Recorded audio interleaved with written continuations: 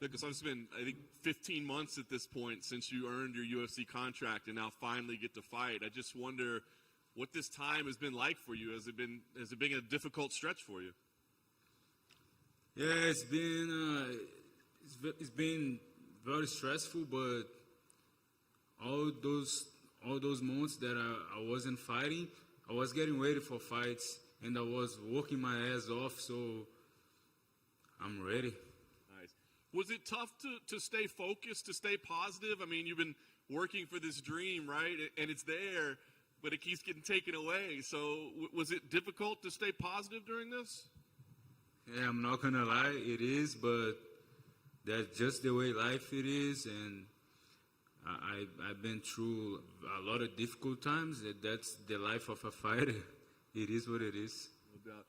And I know spending a lot of time training in Brazil. Are you in Brazil full time, or did you go to train for a while? Or I live in America, but every year, once a year, I go to spend Christmas with my family, and I was there. But even with all the holidays, I was very focused, and my manager say you should be always ready, and I was always trying to be ready and working my ass off, and I was focused, and I was like, man, if they give me a fight in January, I would be ready, and my manager called me, and he say, oh, I have this fight for you, Jim Miller opponent fall off, you want to take that fight? I say, yeah, fuck yeah, let's go. Then it was like a good coincidence. André Pederneiras, I grew up in Nova União. You remember Nova União used to be the #1 team of flyweights in the world, and I grew up there. That's why I have a lot of experience. That's why I did grow so fast in MMA, because I grew up around legends, around top guys in the ranking type of guys. And André, he said, oh, man, I see you in Brazil. If you want to come through and train with us, the camp is going well right now. Some guys coming from other countries. Some guys from Tiger was there. And, okay, then after that, when I got the call to fight Jim Miller, I called André Pederneiras, and he said, oh, man, that's awesome. And Rafael dos Anjos, he's coming, he's fighting the same night, and come through, and he's exactly like your opponent. He's a grappler and southpaw, and you look exactly like Rafael opponent too. Rafael Fiziev, like an orthodox striker, just like me, and with a good left hook, just like me too. And I say, fuck yeah, let's go. Then I just take the first bus, because I'm from a small town, just like Glover.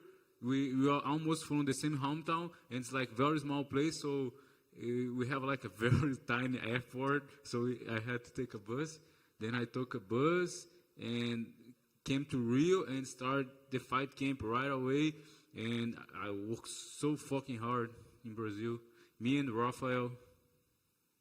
That's awesome. How many hours was the bus trip? Was it a long trip, or? Like 12 hours. So as difficult as all this time has been, is it almost like a blessing? I mean, you got to be where you grew up. You got to train alongside a former UFC champion. I mean, as bad as this has all been, did that end up being a blessing? Yeah, I believe in God, and just like they say, everything happens for a reason, and I believe that happened for a reason, and I'm more than ready this time. I feel more confident, I feel more focused, more strong. Everything's on point now. Did it matter that it was Jim Miller? Was that, or would it have been anybody? You just said, yes, let's fight. Yeah, that was my mindset. Could be anybody. And man, like at first in May, I was supposed to fight Damir Hadzovic, and I got injured, and I had to pull out. And honestly, I felt like a bitch. And that was like he on me. And after that, I was supposed to fight Jim Miller in September. He got COVID. I did like a fucking hard fight camp in Denver, Colorado at Factory X. And if you know Factory X, they work so fucking hard over there. A lot of good wrestlers, a lot of UFC guys. And I worked my ass off. Then I came to Vegas. I was like basically on weight. I was in shape, on weight, ready to step the scale, and because I got too far. Then after that, I came to fight Jim Miller. He had to leave the fight because he got COVID. Then they put a guy to do his UFC debut too. Then one day before the weigh-ins, I was like walking in my room, like, man, can't wait to make weight. Fuck, let's go. Then I'm a little bit like that. And my manager Jason House, he did call me and he said, man, I have something bad to tell you. They find something on the guy medicals and the fight's canceled. Then that sucked so bad, and they had to cancel the fight. And that's what happened. Yeah. So I gotta think, going in there, I gotta imagine there's gonna be a lot of emotion, a lot of energy, So I mean, do you have to be careful that you're not let your frustration and your anger and all come out, or do you use that frustration and anger to come out and really put on a show?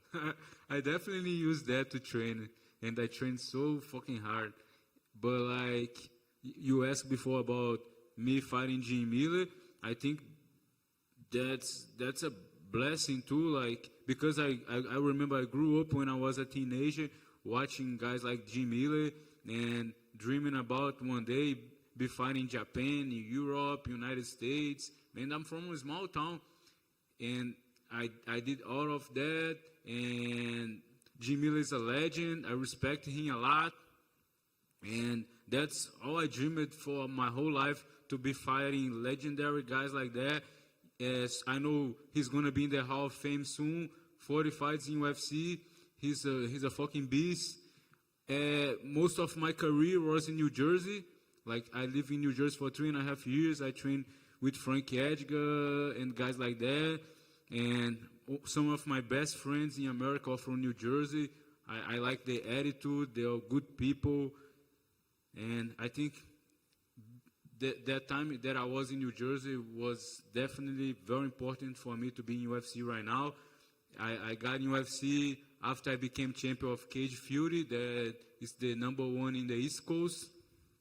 And a nice coincidence too now is that I'm fighting one East Coast legend. He's a UFC legend, MMA legend, and East Coast legend. And now it's my time. That's awesome, man. Well, I know how hard you've worked to get here. It's finally here. A big win would be amazing for you. Have you thought about what you want to do next, what the rest of the year holds? Like, do you need to fight to make up for lost time? How does it go? Yeah, I definitely don't want to be like not fighting for a year, and I'm broke as fuck, and I live in America now. I better make money. Tudo bom, Nikolas? Tudo bom? Maravilha, fazer em português aqui. Nikolas, resume pra gente como foi essa demora, a expectativa e a ansiedade para estrear depois. Chegou tão difícil chegar no UFC e demorar tanto para finalmente estrear?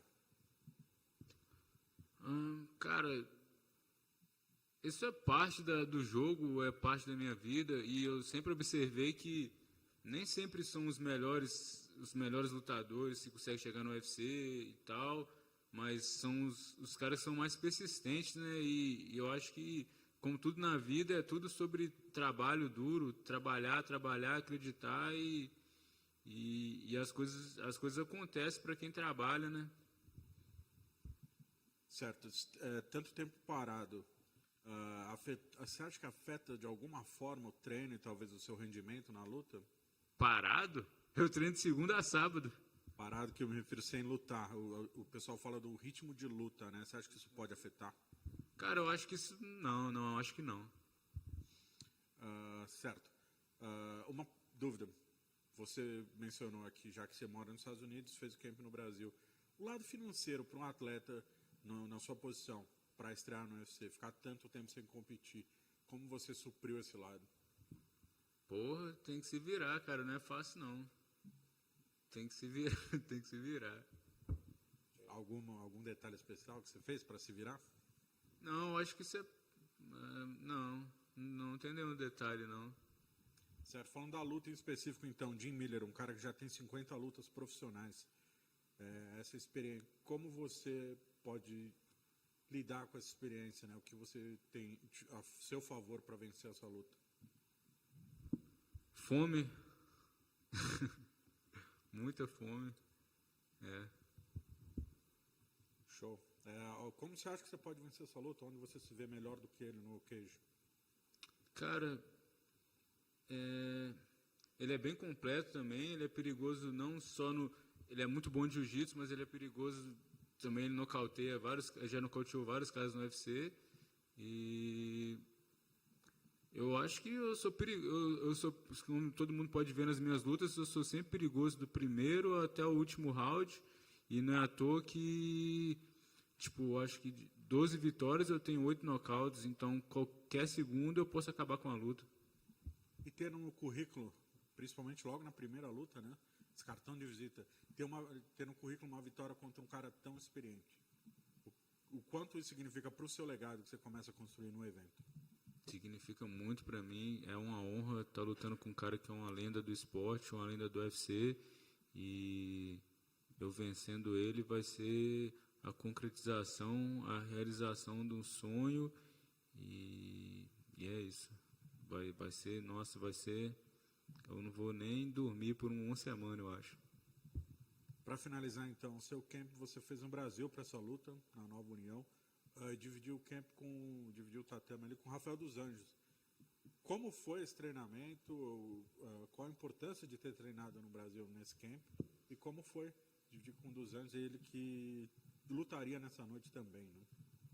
Foi muito importante, assim como eu acho que isso foi muito importante em toda a minha carreira, porque eu acho que desde quando eu comecei, desde os 18 anos, lá na Nova União, eu olhava para o lado, eu via, deixa eu ver, Léo Santos, Thales Leites, José Aldo, Renan Barão, Shaolin, cara, tem muitos caras que eu treinei que foram lendas do esporte e, quando eu cheguei na Nova União, eu até falava, isso aqui parece quando você estuda supletivo, sabe? Parece o que eu aprenderia com um ano, eu aprendia com uma semana. Então, eu acho que foi isso também, treinar com o Rafael, também eu aprendi muito com ele e foi muito bom estar treinando com o Rafael ali. E meu objetivo é ganhar essa luta e depois ir lá no T-Mobile assistir ele vencer o Fiziev.